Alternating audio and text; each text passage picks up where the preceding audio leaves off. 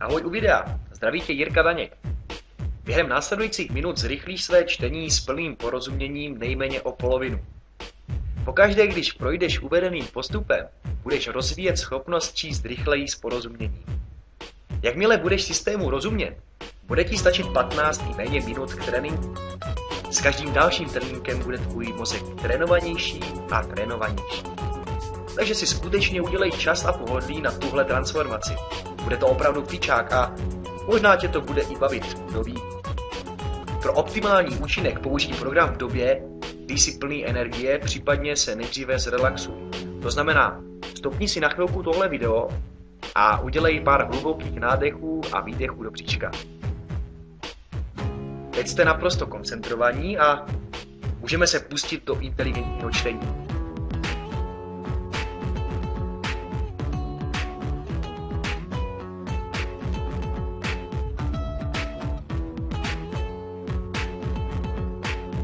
Teď budete číst 1 minutu s ukazováním. Pozor! S maximální možnou rychlostí bez ohledu na vnímání. To znamená, nesnažte se pamatovat. Ukazovátko, ukazováček, propisku, zkrátka to, čím si ukazujete, nasazujte kousíček od okraje řádku. Dejte si ho dál od okraje, tak asi zhruba půl centimetru.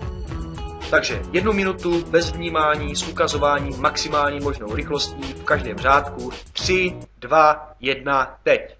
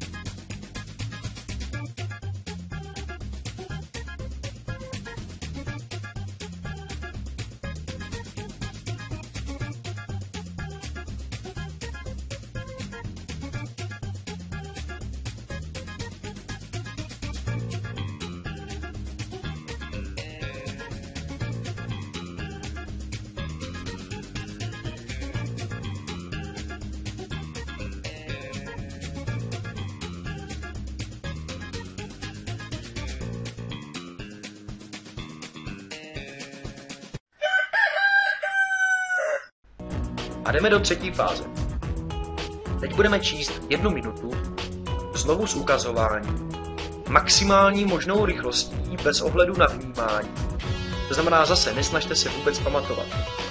Změna bude teď v tom, že budete vždy přeskakovat jeden řádek. Takže přečtete řádek a přeskočíte následující řádek. Přečtete další řádek a další přeskočíte. Je důležité opravdu přeskakovat ty řádky. 3, 2, 1, teď.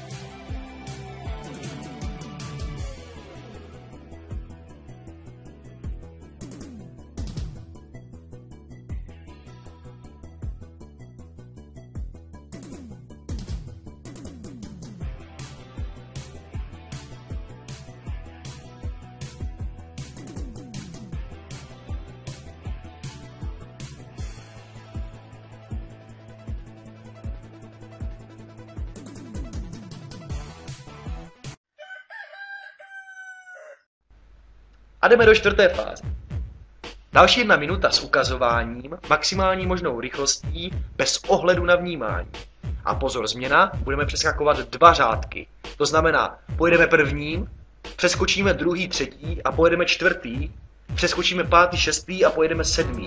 Když vám to ulítne, je to jedno, nic se neděje, no stres, není to o matematice. Jde o to, abyste ve většině případů jeli jedním řádkem a další 2 přeskočili. 3, 2, 1, teď.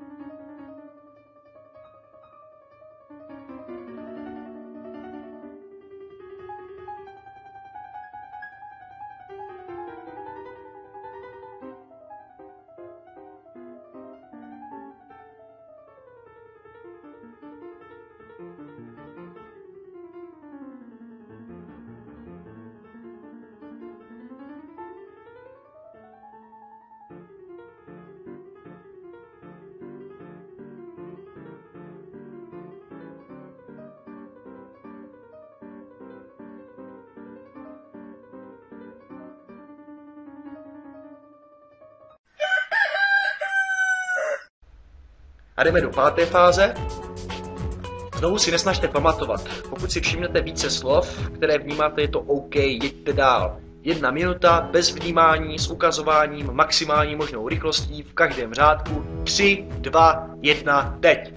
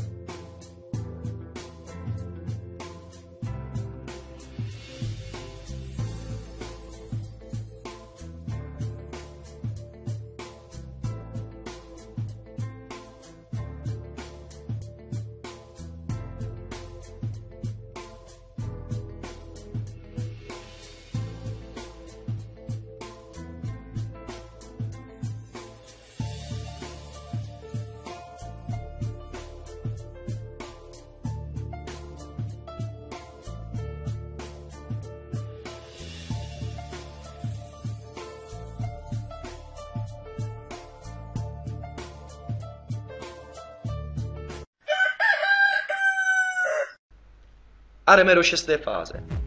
Čtěte 1 minutu bez vnímání s ukazováním maximální možnou rychlostí ob jeden řádek. 3, 2, 1, teď.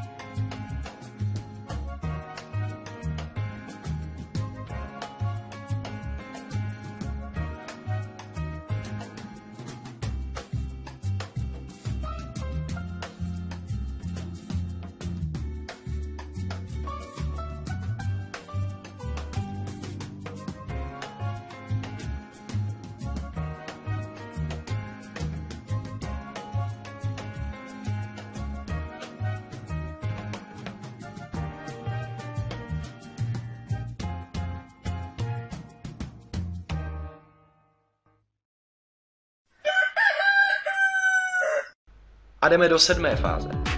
Čtěte 1 minutu bez vnímání s ukazováním maximální možnou rychlostí ob 2 řádky. Když se vám objeví kusy vět, nechte to být, jeďte dál. 3, 2, 1, teď.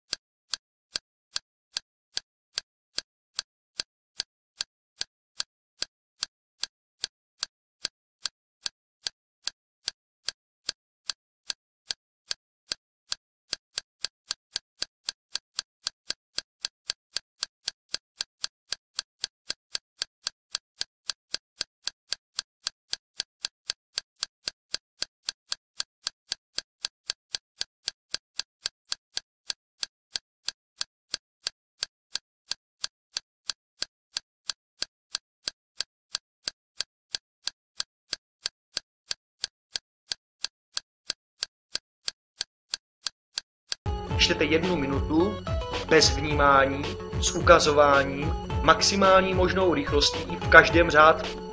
3, 2, 1, teď.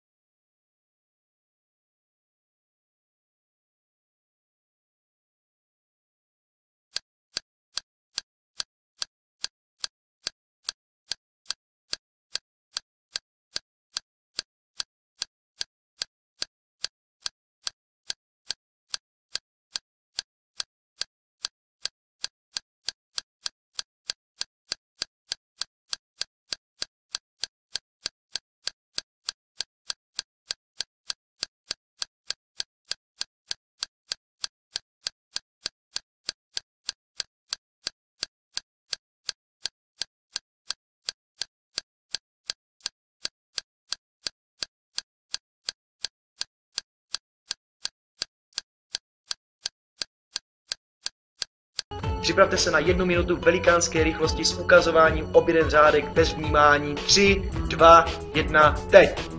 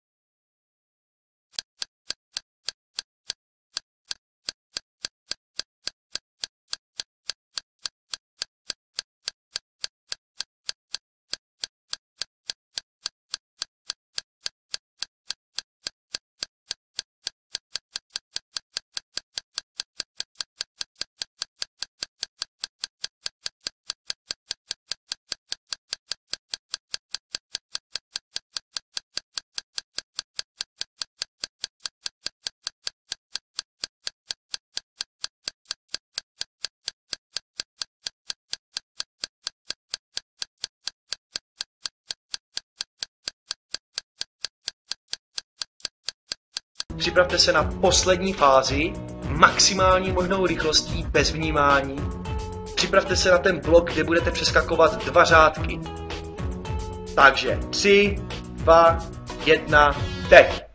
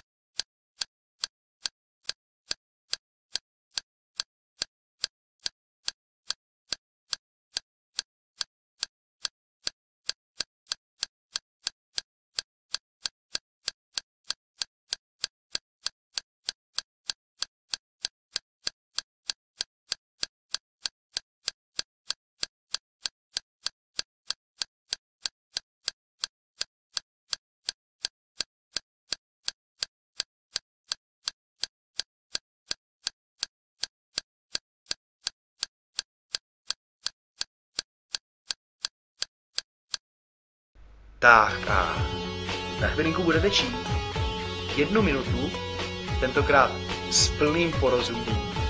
Můžete přitom dělat cokoliv chcete.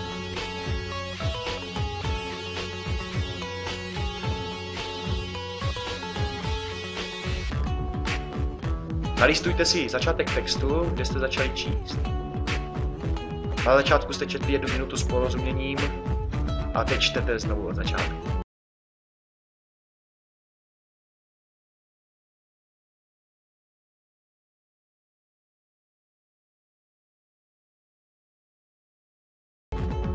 2, 1, teď.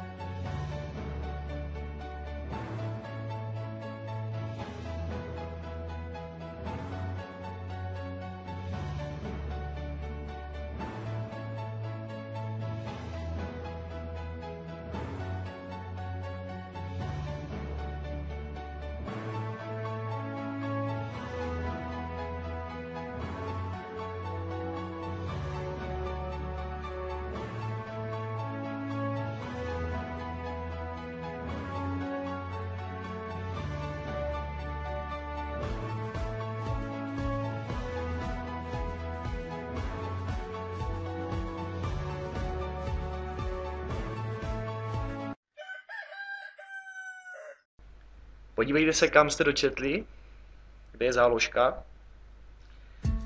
Troufnu si říct, že jste za 1 minutu přečetli asi o půl stránky dál. Není nutné, aby to bylo o tolik, jde o to si všimnout, že přečteného textu opravdu přibylo. Je to asi stejný jev, abych to tak přirovnal, když jedete po dálnici velkou rychlostí a zvyknete si na tu rychlost. A když je potom někde nějaké zúžení a vy potřebujete zpomalit a ono vám to způsobí pocit, že předtím jste jeli 130 km/h, teď jedete nějakých 90 a máte pocit, že se neskutečně vlečete, možná si myslíte, že jedete 60 nebo míň a vy vlastně jedete mnohem víc a přitom vnímáte spoustu detailů kolem. Předtím se vám stromy jenom míhaly a teď máte pocit, že kdybyste chtěli, tak spočítáte na stromech jabka. Znáte ten jev?